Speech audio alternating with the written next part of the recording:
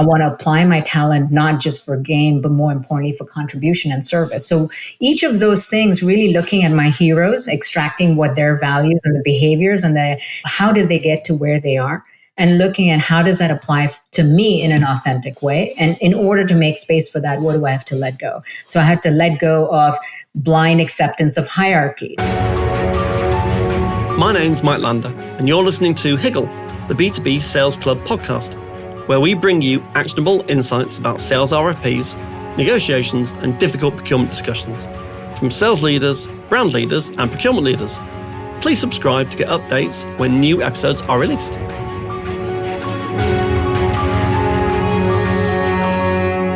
Nikki, thanks ever so much for joining me on Higgle, the B2B Sales Club podcast. I'm so thrilled to be here, Mike. I've been looking forward to our conversation. No, me too. And we've been exchanging messages on LinkedIn as well and via email. And for the listeners, there's going to be two parts. The first part is around Nikki's kind of backstory, which is very unusual, very inspirational, very compelling. And then part two will be around AI, reinvention, and transformation. And we'll talk a lot, I think, also about the whole transformation agenda. And maybe that's had its time as a word, and maybe reinvention is a better way of thinking about it. So without further ado, Nikki, who are you? What do you do? And what's your favorite song and why? All of those questions all at once. Exactly. Who am I? I am an insatiably curious, continuous learner who has reinvented over and over again. And that's really the through line of my story, whether it was, coming to America as an immigrant from India and having to reinvent myself and figure out things in a whole new place, or my journey in my corporate career and often being the only at the table, the only woman, the only immigrant, the only person of the kind, and having to figure out how do I stand out, and more importantly, how do I create massive value, really helped me find my voice and be authentic in ways that distinguish myself from the rest of the folks. And then another chapter of reinvention, of going from a corporate career to entrepreneurship and building multiple business through that time. So I feel like everything I've done over the last 25 years has really helped me meet the moment as we stand where everybody needs to reinvent now. And we need to reinvent rapidly, I think, as we're finding. And we'll talk about that as well. Favorite song and why? So many, but the one that has really been my anthem, especially when I do speaking engagements and go up on stage, the anthem is "This Girl Is on Fire" by Alicia Keys. And the reason for that is we don't often celebrate ourselves for all that we accomplish, because we tend to see all that we have yet to do and the things we don't know looking forward, but we don't take stock of everything we've done looking backward. And that song to me represents exactly that. Brilliant. And I think there is something about getting on stage, having done not as much as you, Nikki, but having been on stage in front of big audiences. I think as I have got more experienced in life, I become more confident, and it makes it easier to talk to people on a either small group basis or on a very large stage, because you act with confidence and integrity and the stories come naturally. Whereas earlier in our lives, they're a bit more forced, is what I've found. Well, I believe that true intrinsic confidence comes from just getting more reps, because it builds evidence of success. It's very hard to just look in the mirror and say your affirmations when there's no actual real action to back that up, because our minds are aware enough to know real from when there's real evidence versus things you're forcing yourself to believe. So exactly nothing right. beats reps. When it comes to speaking, it's something I can relate to, because it's from having massive failures on stage to like putting in all the reps for long periods of time and finally getting to a stage of your career where you're a highly sought after speaker all around the world. And people see that as an overnight success. They don't recognize the amount of time and effort that has gone in before that. Never a truer word was said. I can completely agree with that for sure. So let's get into your backstory first of all. So reinvention, a personal story from, as you say, one of the world's, you didn't say it, I said it, one of the world's most publicly recognized female entrepreneurs. What's the backstory in the early years? What shaped your mindset and your passion for reinvention? What happened? Survival. The initial catalyst was really just about survival, because I still remember coming to America as in 1997, and no resources, no money, no connections. And everything I knew or believed was just different from the way life was out here. And so it was really a choice of, what do I need to shed? What do I need to unlearn? And what do I need to now learn and master so I can adapt quickly and figure out how to succeed in this entirely new environment? It's not an easy thing to do, because when you shed things, you're really shedding identity, not just behaviors and habits. You're not just shifting mindset, but letting go parts of yourself. And there's a grief in that. It's not an easy thing to let go, because it's so much of how you've defined yourself. But also, if you keep holding on to that, it prevents you from becoming who you could be. And that process became very real for me in my early years in America. And it was just a complete rewiring of mindset, habits, behaviors, identity, not just the external presence, but the internal rewiring of so many things that I was conditioned to believe, and all of that. Let's just dig into that a little bit, which is, and by the way, for people listening, clearly, this is all real. This isn't AI generated. These are two real people having a real conversation about Nikki's life and past and present. How do you change the rewiring? I am genuinely fascinated by. People hold a very simple mental model is, we have values, they're very deep rooted. We have belief systems, those can be changed and adapted. Then you see the outside world, which is the kind of things that we do, the way that we behave, and then you ultimately get to outcomes. How did you change your belief system? Because without changing beliefs, there is no reinvention, because you simply change behavior, and ultimately, actually, just changing behavior, you will always revert back to beliefs, ultimately, if you don't change them. How did you do that? Help people understand how they might change their beliefs. Unprepared, clearly. I can share a specific process that certainly wasn't planned, but it ultimately was the reason it worked out. Was I felt so isolated when I first came here as an immigrant. I felt like I was on the outside of every inner circle. I was different in every possible way. And we all have a deep desire to belong, right? We all want to feel like we're part of the clique and we're not the outsider. And it was really important for me to determine, what does success actually look like? And I don't mean just professional success, just what does success look like in any aspect of your life? What does great look like? And as I was searching for that on shaky ground, because I knew I had to let go of who I was, but I still hadn't figured out who I wanted to be. One of the ways that emerged was, it took me back to a childhood memory. When I was a little girl growing up in India, I grew up at a time when there weren't a whole lot of powerful female role models, certainly not in the neighborhood or in our community. And my dad did something that really left an imprint on my mind. And it was, he created this collage of powerful women leaders, Indira Gandhi, Margaret Thatcher, Amelia Earhart. And in the center of that collage, he sketched out my face and he wrote my name. And he never said a word about it to me. He just put that collage on the inside of my closet door. But every day when I would open my closet door, I would look at that collage and I'd see myself surrounded by all these powerful role models. And I got curious about them and I started studying their lives and their stories. But more importantly, I believed that I belonged amongst them, because there I was surrounded by them. So as a little kid, you think, well, they're my friends, I'm right up there with them. So the idea that life, the purpose of your life is about impact, it's about service, it's about contribution. Those things were deeply ingrained in me just because of that collage. And as I was trying to figure out my way, in America, I remember that collage and I started thinking about, well, who are the people from where I stand right now that represent that kind of leadership, and what are they about? And a few values stood out. It was curiosity, it was courage, and it was contribution.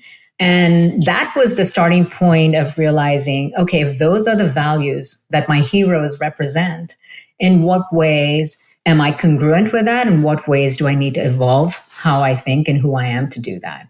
And curiosity was something I definitely carried for always. But the courage part of, what does courage look like in this society? It looks different from how it looked in Indian society, but courage in American society.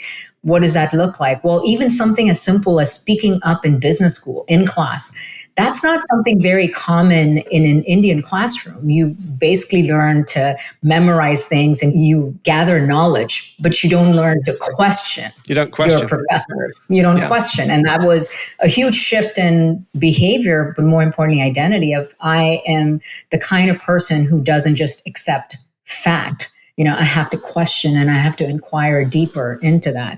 I want to apply my talent, not just for gain, but more importantly for contribution and service. So each of those things, really looking at my heroes, extracting what their values and the behaviors and how did they get to where they are, and looking at how does that apply to me in an authentic way. And in order to make space for that, what do I have to let go? So I have to let go of blind acceptance of hierarchy. Yeah. So a belief you will have had is blind acceptance of hierarchy. Yeah. So it's like, okay, I can question authority.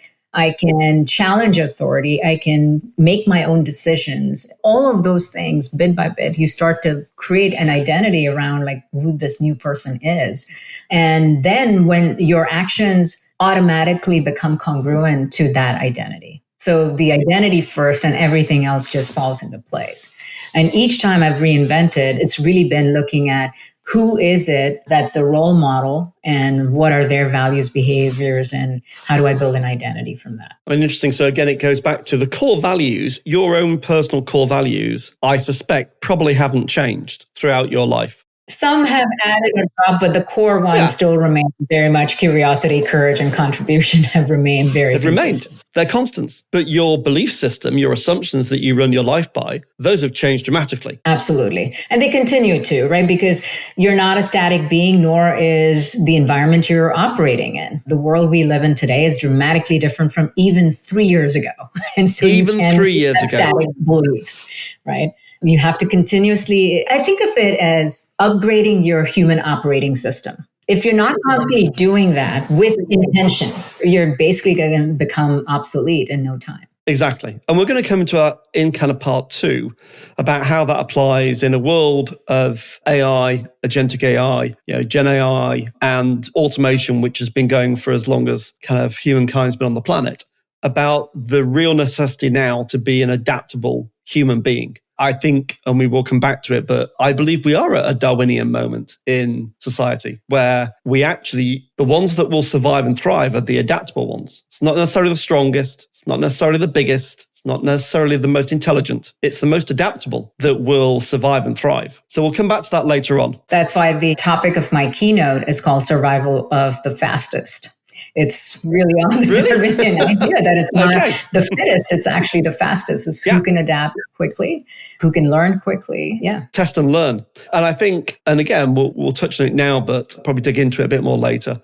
A lot of senior people in sectors have got there through all sorts of routes, but have a vested interest in some ways in the status quo, which is keeping the kind of the same model, because as you scale, you have to have systems and procedures and processes and things have to work in a certain way. And the bigger you get, the harder that it becomes to change. The problem is we need to start breaking some of those big assumptions and changing the way that businesses not just operate, but the way they think commercially. And if we don't do that, then those organizations will eventually cease to exist because clients will simply choose something else. They'll go a different way. Let's just talk about your previous businesses for a second, Nikki. So how did you apply reinvention to building your own businesses and to working with some of the world's largest companies? Because I think it kind of follows on nicely. Yeah, each business really emerged from what I saw as the elephants not moving fast enough. It was really seeing an opportunity where there was a disruption that was changing the status quo. And yet there were competitors in a market that was very slow to adapt. And every business really was filling in that gap. So if you go back to the early 2010s, during that time, there was mobile and cloud was taking over. And yet there were still companies slow to adapt to that. And really the opportunity that I saw was how do you help, make elephants run? Startups were emerging really fast and taking market share from larger enterprises. enterprises. And, big companies, they have a lot of resources. They have no shortage of talent, capital, access, any of that stuff. But it's activating that rapidly enough that you can take something to market. And so I built a business around exactly that, of helping them go from idea to prototype in 6 weeks, and from that to market ready launch within months. That really shortened that timeline and helped major enterprises go to market with, and capture market share that would have otherwise been lost. Similarly, I saw the same kind of disruption happening in building talent pipelines, where professional development was very slow and was one-on-one or just old school. And most of the entry to mid-level talent gets no support at all. Most of that high-level professional development is limited to senior executives. So being able to democratize access to professional development using tech-enabled platforms was another opportunity of helping that, which then led to exactly where I'm at right now, which is with FlipWork.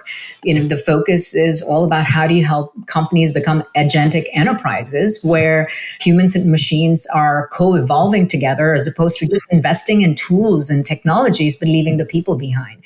That kind of divide is not going to bring out the value of any enterprise, because they will be over-indexed on technology and completely underprepared and under-indexed on the human element of what it takes to maximize enterprise value. And that's the divide that FlipWork focuses on closing by empowering people to reinvent themselves, how they think, how they work, how they collaborate, and do it with AI at the center of it, as opposed to just using it like a tool or a chat box. Exactly. So we're going to end part one with one final question and then move into part two. So final question for this kind of part, which is a big question, which will probably bleed into part two. What does AI mean for a global workforce reinvention? What's the opportunity and what's the threat? I personally think, and we agreed these questions in advance, I think this is one of the biggest questions that we all have to face. What does AI mean for a global workforce reinvention? Simple thing, so I'd like to get your view on. If you look at Christensen's work, which is the jobs to be done, in the old world, and by that I mean last year, often heads of talent would look at, well, I can get the job to be done by a permanent hire or by a contingent worker or by a temp, because a rec will have been raised, a job rec. My view now is that, no, the job to be done needs to be thought about much more holistically. About A, does that job need to be done? Can we stop doing it? What will happen? B, if we do need that job to be done, well, how much can we automate? How much can we use agentic AI? And then how much do we need human oversight?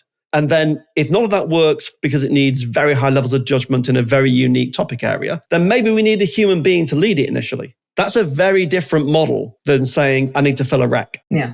And I think what the scenario that you described, the biggest challenge in that situation is what it does to managers and leaders rethinking their own responsibility in that. Because if you go about looking at the recruiting function in any large company, the traditional way, you're still going to keep recruiting based on job descriptions and titles and roles. Yeah, exactly. And yes, you may find the candidates for it, but you've basically continued to strengthen a legacy organization and an outdated business model that isn't going to work. So the real challenge is in dismantling all of those systems and structures that serve an org model that really fit the industrial age. And the biggest shift of what does AI mean to enterprises to me is recognizing the industrial age is over. So what does it look like to be in the AI age? And you really have to have the courage to gut the entire system, which is not an easy thing to do. And certainly don't do it all at once. Don't set the whole... Just so we're clear, everyone, don't do it all at once, yes? This is not Don't set the house on fire. Don't set the house on fire and stand back and go, oh, the house is burning down. Yeah. That's a really bad idea. Yeah, it's a bad idea. Don't do it. Was not said on this podcast. However, but with that said, I think really you have to recognize that that is what it's going to take. Exactly. The systems, the structures, the culture, all of that has to be reinvented and reimagined for a completely different era. It's a classic crossing the chasm problem. It's you a have to cross the classic. chasm, but you don't do that in one leap because you'll fall into the chasm. Right. And the worst thing you can do is 1, do nothing, or 2, change parts of it and leave most of the stuff the same. Because then it's like putting revolutionary tools in completely obsolete systems. I often describe it like putting a Ferrari engine in a lawnmower. Like, you're not going to get better results by doing that. And so I think this is testing leadership courage in ways that we've never been tested before, not at this speed and scale. And that's really what it comes down to, is how much belief do you have in your ability to navigate uncertainty and risk? Because if you're waiting for certainty and, to take any action, you're going to get left behind. You will indeed get left behind. Yeah. So to wrap up part 1, so a small question. What's the role of humans in the future of an economy? Well, it depends on the timeline we're talking about. I think over the next 5 years, I think the role of humans will move from operators to orchestrators. It'll be less about the doing. It'll be more about the directing the business strategy, directing the business outcomes. I think fast forward 10, 15 years, the level of I'm an optimist, so I believe that we will see a society where there's so much prosperity and abundance that we will decouple labor and income. And if that happens, then the role of humans in society hopefully elevates to focusing on problems we've never had a chance to focus on before because we were too busy focusing on the basic things that now machines can do. So it's an elevation of human purpose. Yeah, elevation of human purpose. Very well put. I was talking to friends last night over dinner with my wife, and one of the topics that came up was it is easy for us to define ourselves by our work. And work becomes not your life's purpose, but work becomes a very defining factor in who you are. And we as human beings have to break that. If we're going to adapt in this environment, we have to break the idea that working defines us, and then we have our family time. We've got to find a different way of creating a higher purpose for humans. Yeah. Well, AI poses really an existential question of who are you? Because we're so used to, for the last several decades, defining ourselves as this is my name and this is my title, because we define ourselves based on the work we do or where we work and all of those things. When that is stripped away, the real question is, who are you? And it's a profound question that the people that have figured that out even now are able to apply themselves to something far greater. But AI will force everyone to answer that question. So, end of part 1. So, Nikki, just remind people, in case they don't listen to part 2, which would be a mistake, but just remind people, where can they find out more about you? Connect with me on LinkedIn, Nikki Barua, and on my personal website, nikkibarua.com. I also write a weekly newsletter called Reinvention Roadmap that shares actionable strategies about how to reinvent for the AI age. And for anyone who's leading transformation in enterprises, check out FlipWork.ai, which will give you the path to building an agentic enterprise and workforce. Thanks for listening to Higgle, the B2B Sales Club podcast series with your host, Mike Lander. Please subscribe so that you'll catch all the next episodes.